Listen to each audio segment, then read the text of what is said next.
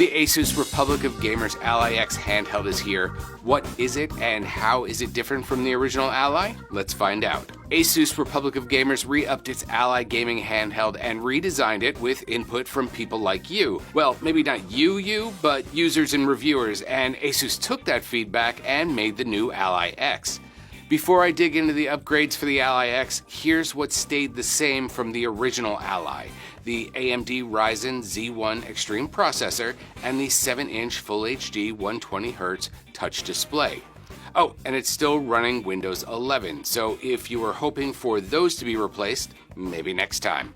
But that does mean a whole bunch of everything else was updated. For starters, instead of just the 512 gigs of storage in the Ally X will have a 1TB option, and if the 1TB isn't enough, there's an M2 2280 slot for upgrading. The amount of RAM was increased. Asus said on its gaming laptops the most popular configurations have 16 gigs of RAM with 8 gigs of VRAM, so the Ally X has 24 gigs of shared memory. Asus also doubled the Ally's 40-watt-hour battery pack to 80 for the Ally X, so presumably you'll have double the gaming time. But surprisingly, the increase barely added to the weight, which is a hair under 1.5 pounds.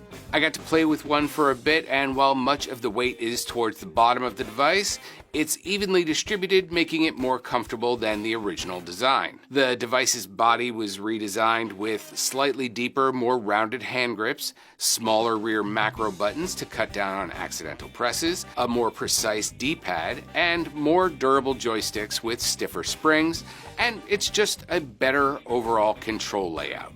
Asus also swapped out the Ally's XG mobile port for 2 USB-C ports, and one of them is Thunderbolt.